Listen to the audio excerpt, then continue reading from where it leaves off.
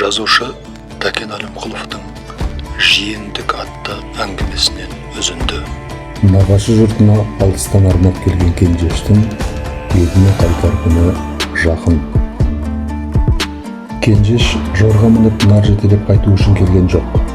Теріскейдің елі құмға көшіп кетпей тұрғанда есендесуге келген еді. Әрі домбырашы нағашысынан күйленіп қайтпақта ниеті бар еді. Бірақ қырсық күші қара терісін қақпаған. Шалғайдағы жиеннің секірмдеген серлігінен хабардар нағашының оған қимаған қызығы, одан қалтарыстатқан құпиясы ғана еді. Кенжештің осыған ызасы келді.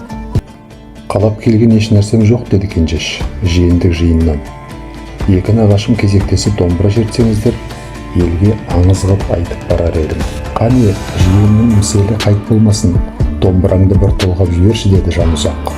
Басымның сақина ұстап отырғаны, өзің шертсең қайтеді, деді Тәпсір. Тәпсір қара домбырасын қолына алды, өзі де серігін сағынып қалғандай. Оңаша тартудан жалып қалды, біраз уақыт болып еді.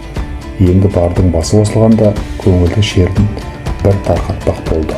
Тәпсір ұзақ тартты, әуелі құлақ күйін, дәлірек айтқанда домбыраның беташар әуенін тартты. Қоңырлатып, дөңгелентіп, дірілдетіп отырып алды. Бұл бір өте сирек тартатын күй еді.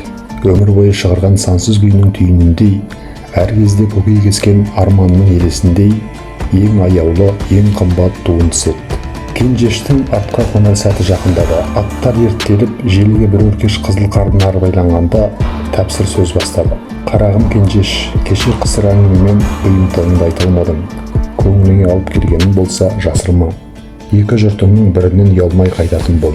Қалап келгенім көп еді, біреуіне ғана қолым жетті, деді Кенжеш. Кенжеш домбыраның құлағын бұрап, ыңылдатып күйлетіп алды да Тәпсірге белгілі күйді бебеулетіп қоя берді. Қара домбыра ыңқылдап сыңқылдап, жау мінген қара айғырдай ойнап, құлпырып шыға келді. Тәпсірдің жанына батқаны бәрінен бұрын осы болды. Оның өмір бақи сарымайда сақтаған сыршыл сарыны, кеше ғана жаңғатқан, байытқан жан лебізі енді жиеннің бәсіресіне тиетіндей сезінді. Тәпсірдің құлағы шулап, басы меңіп кеткендей болды.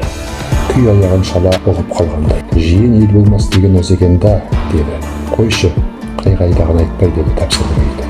Кенжештер атқа қонғанда көзіне жасылған Тәпсірдің әйелі ғана болды. Ол жаулығының ұшымен жасын сүртіп жатып, «Еге жанға сәлем», дейді. Бұлар енді біршама жер жүргенде алыстан айғай шықты. Нағашысының ауылы жағынан жалғыз адам шыққан.